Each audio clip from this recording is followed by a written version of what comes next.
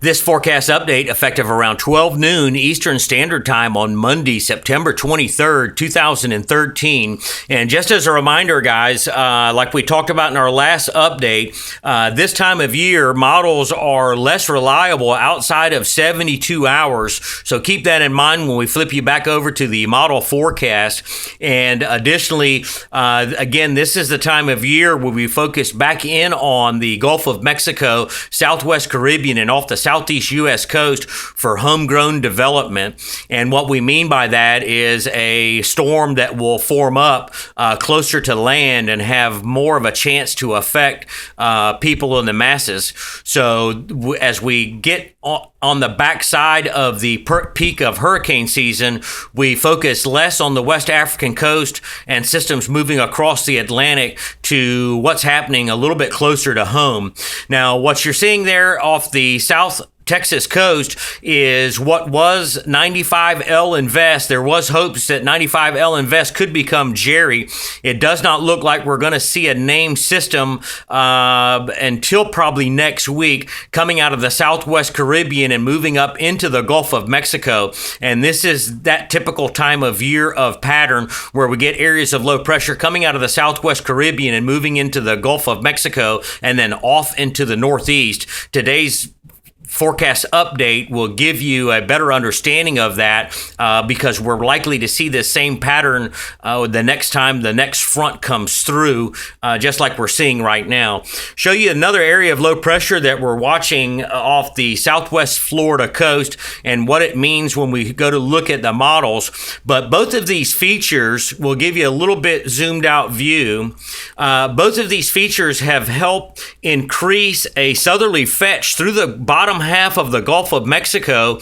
And if you guys follow us on Facebook, you know we told you there was a possible small little bump coming up in here for the Panhandle beaches. The Texas coast had some really fun run of surf over the last 7 days or so as they've had a predominantly southeast easterly flow into Texas. They probably got some offshore conditions this morning there as 95L Invest or X95L Invest, now just an area of low pressure spinning, looks like it's giving them some northwest winds this morning.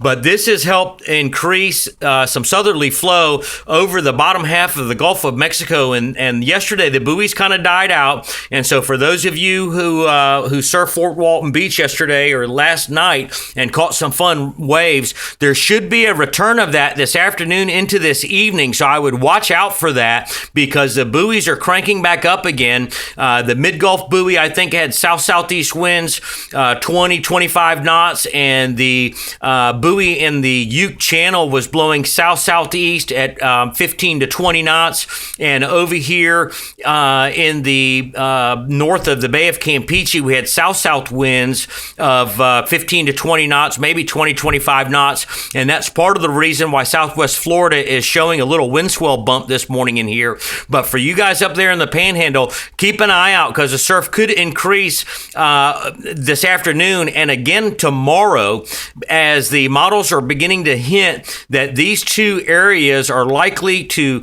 move up towards the east-northeast and combine off the southeast U.S. coast as an area of low pressure northeast of the Bahamas over the next couple of days. Now, want to give you guys up in northeast Florida and central Florida a heads up. There is an area of low pressure that moved off the Outer Banks this morning, and it helped pinch the gradient a little bit, and that Hatteras buoy was blowing at northeast 25 to 30 knots, frying pan shoals northeast at 15 to 20 knots. So it's possible we could see a nice little bump coming in here to northeast Florida and central Florida over the next 24 to 48 hours. We'll just have to wait to see how long the northeast winds persist on the Outer Banks. Jeff Carver sent us a message this morning up there in the Outer Banks, said surf was building 4 to 7 feet, but strong northeast conditions. Here's what the latest models are suggesting. And again, you can see that the general flow, we've got X95L Invest over here, another area of low pressure off the southwest Florida coast, and it's all kind of moving off towards the east-northeast. And it's all part of this front that is kind of stalled over the top of us. So you can see how the atmospheric setup is. And the last night's run of the GFS takes both of those and tries to combine them or combines them just to the northeast of the Bahamas on Thursday. Now, keep in mind, we've already got a north-northeast flow off the Outer Banks now. If we can get something to spin up here and create some north-northeast fetch on the backside of this, we could see a fun surf alert creep in by Wednesday or Thursday. We'll be watching the buoys on that to try and pick up on any hints of that.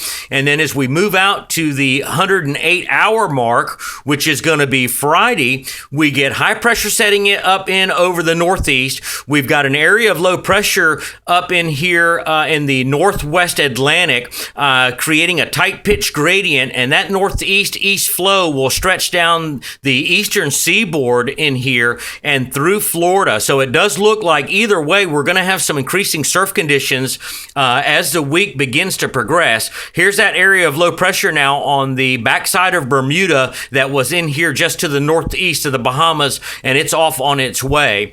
When we switch over to the Euro model also picks up on the idea of developing an area of low pressure to the northeast of the Bahamas. Again, northeast flow coming in off the Outer Banks. So, guys, it does look like we're going to get another bump of surf coming that could last us 4 or 5 days. But again, keeping in mind that the models are less reliable outside of 72 hours.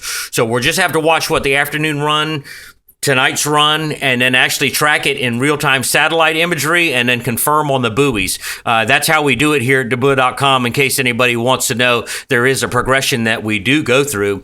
Now, interesting to note, going back to a couple of forecasts ago, we talked about a possible Outer Banks low. We call it an OBX low setting up. And again, this is that time of year, guys, fall, getting towards Halloween, that we get that pattern set up that gives us that. And one of the guys we follow, Dr. Ryan Maui at weatherbell.com, posted a NASA model earlier this morning, and you'll be able to kind of see what the model suggests and the possibilities of an OBX low coming up in the forecast.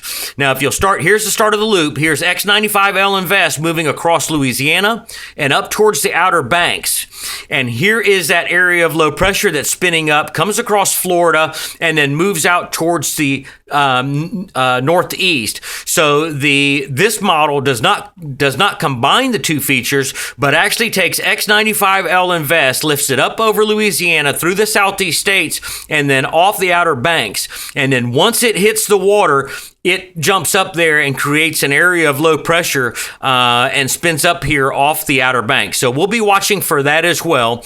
That's all we got for you for now, guys. So be sure to stay tuned for the next update.